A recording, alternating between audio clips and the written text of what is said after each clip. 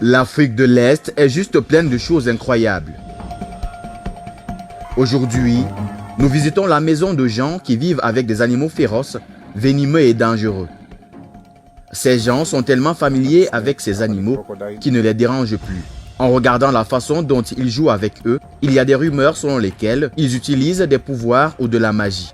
Au contraire, ces personnes disent qu'elles vivent avec ces animaux dans le but de leur donner vie. Ils les apprécient et les préservent. Mais bien sûr, tout le monde ne peut pas faire cela parce que ça ressemble à de la magie. Hello everyone, we are heading to Mombasa Ferry. We are now going to cross, we are going to a place called Ukunda. We are going to meet a guy called Arafat, he's known as Arafat Wamanyoka, the guy with big snakes, and I believe you are going to enjoy the show. Je vais parcourir 517 km de Nairobi à Ukunda, une ville côtière dans la partie sud de Mombasa. C'est un trajet de 10 heures en voiture.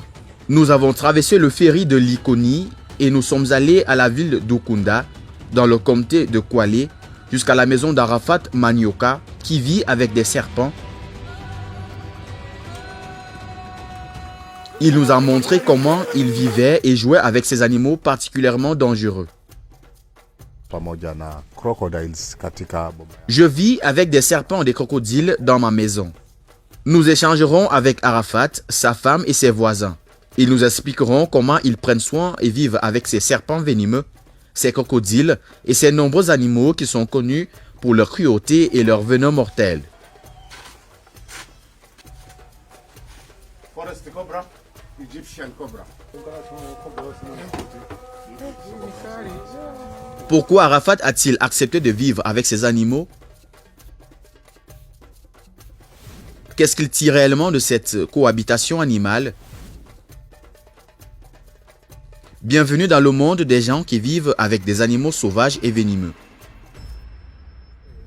Son nom est Amis Monye Siboga, un nom qui a été oublié à cause de sa profession, et maintenant on l'appelle Manioka. Cet homme fait des choses impressionnantes. Il a une maison sous forme de parc. Entre autres, il y abrite des serpents venimeux, des crocodiles, des hiboux et d'innombrables animaux. Nous nous demandons comment a-t-il réussi à les attirer jusqu'ici. Je m'appelle Amis Monye Siboga, mais maintenant que ce nom a été oublié, je suis connu sous le nom d'Arafat Manioka parce que je vis avec des serpents et des crocodiles dans ma demeure. Arafat est devenu un ami proche des serpents et d'autres animaux qui ne sont généralement pas proches des humains. Il dit qu'il a commencé à chasser les serpents il y a longtemps. Mais le moment est venu où sa conscience lui parlait. Il a pensé à faire autre chose qui ne visait pas à les tuer parce qu'il s'est rendu compte qu'il les maltraitait. Il a donc décidé d'apprendre à les connaître et à vivre avec eux en paix sans leur faire du mal. Je ne suis pas nouveau à vivre avec ces animaux et à m'entendre avec eux parce que je l'ai commencé en 2000. Avant cela, j'avais l'habitude de chasser avec des chiens. J'étais aussi un pêcheur à l'affût du poisson. Avant, quand je rencontrais un serpent, je le tuais. Quelque temps après, je me suis assis et je me suis demandé combien de serpents j'avais tués et j'ai réalisé qu'ils étaient beaucoup trop. Après cela, je me suis demandé si, en plus de commettre le crime de tuer des serpents, selon mes croyances, je ne pouvais pas en bénéficier autrement, trouver un moyen de vivre avec eux au lieu de les tuer. Il y avait beaucoup de débouchés qui pouvaient m'aider. C'est donc là que tout a commencé. Au lieu de tuer des serpents de ce nombre, j'ai pensé que je pouvais faire des recherches, puis apprendre à les connaître en profondeur. Alors, en 2000, j'ai commencé un parcours de 2 ans pour les connaître jusqu'en 2002. Et à partir de là, je suis devenu un ami des serpents. C'est en 2006 que j'ai commencé mon élevage de serpents. Vous pouvez le voir ici, c'est marqué « Parc de serpents de la jungle » parce que j'avais remarqué que de nombreux serpents étaient tués sans aucune raison. Je voulais alors aussi que d'autres personnes le sachent pour éviter que plus de serpents ne soient tués en vain.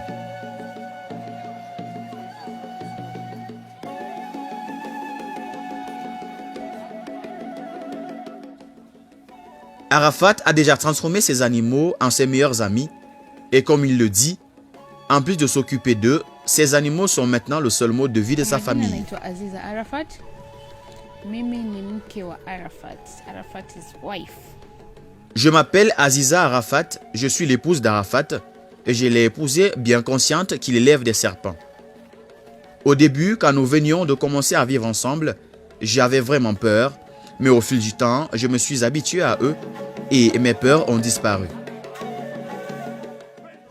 Il est difficile d'imaginer comment cette femme a osé vivre avec cet homme dont les gens avaient peur et dont ils ont toujours peur à cause des animaux qui vivent avec lui à la maison.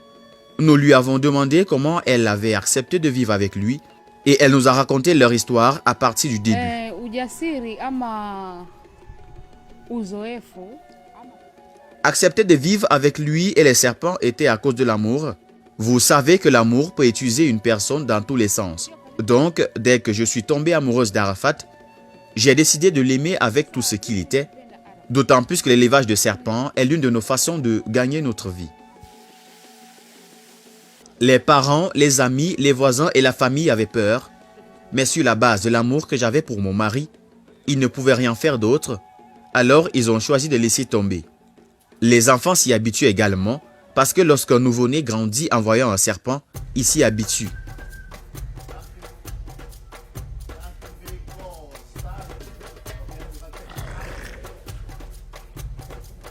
Kwa hivyo nimeumwa zaidi ya mara mbili. Nimeumwa na Black Mamba. Personne ne peut obtenir ce qu'il veut sans transpirer. Ces serpents m'ont mordu à plusieurs reprises. Il faut donc beaucoup de sueur pour atteindre vos objectifs. En tout, j'ai été mordu par 2 serpents. Le premier, c'était le serpent le plus toxique de toute l'Afrique, le mamba noir. Et le deuxième, un mamba vert, qui est considéré comme le 2e serpent le plus dangereux en Afrique. Quand ils m'ont mordu, en 15 minutes, j'étais paralysé. Je ne sentais aucune partie de mon corps.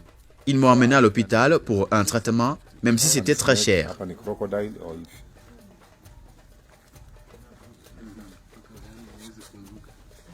Tofada, Green Mamba, Crocodile.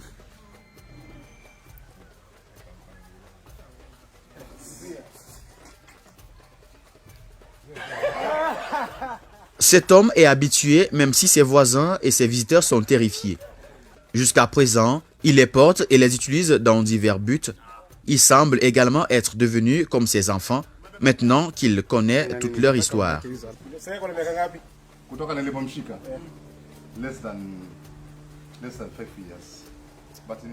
Ce serpent est avec moi depuis 5 ans et a eu de nombreux problèmes.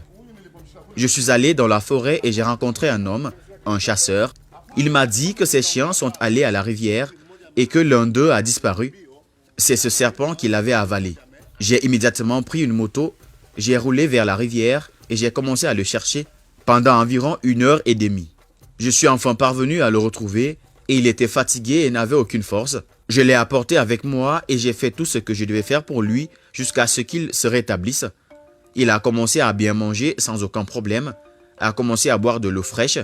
J'ai donc commencé à m'entraîner avec lui et jusqu'à présent, vous pouvez voir qu'il est très paisible et que je suis en paix en vivant avec lui ici à la maison. Il mesure maintenant environ 4 mètres de haut et peut atteindre 8 mètres. Je m'appelle Bintui Rassitou.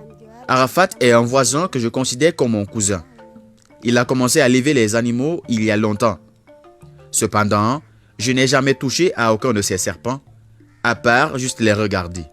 Je ne vois pas de problème auquel la famille Arafat est confrontée à cause de l'élevage de serpents et de crocodiles jusque-là, parce qu'ils vivent bien avec leurs animaux.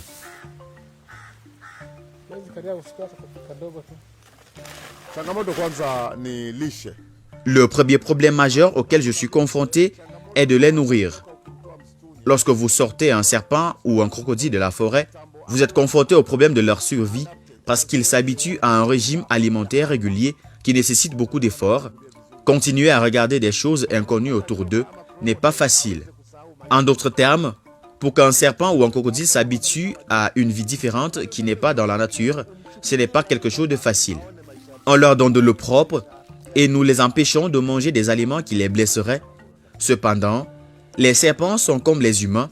Quand ils s'habituent à ce qu'ils mangent, Vous ne pouvez pas le changer.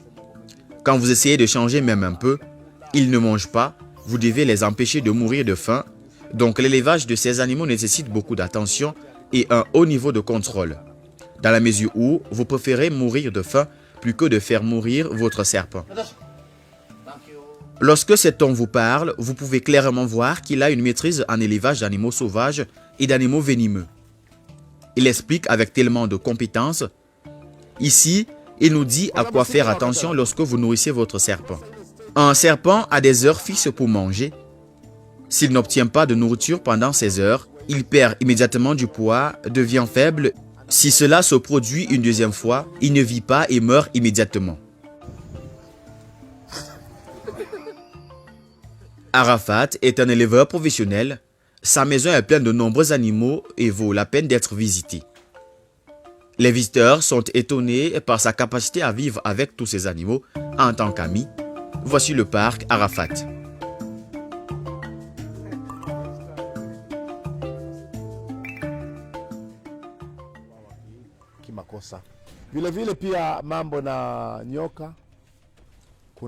Il y a une bonne affaire dans les serpents. L'une de ces entreprises s'appelle Milking, qui draine le venin de serpent. Selon le type de serpent, 1 gramme de venin de serpent est très cher. Il s'agit de vider le venin de serpent, de le sécher et de le geler et de le vendre ensuite. Une autre chose dont les gens devraient être conscients est que de nombreux médicaments sont fabriqués à partir de venin de serpent. Un bon exemple est le traitement appliqué à une personne qui a été mordue par un serpent. Ce remède est également fabriqué à partir de venin de serpent. J'ai constaté que la quasi-totalité des 7000 serpents trouvés en Afrique de l'Ouest ne sont pas venimeux.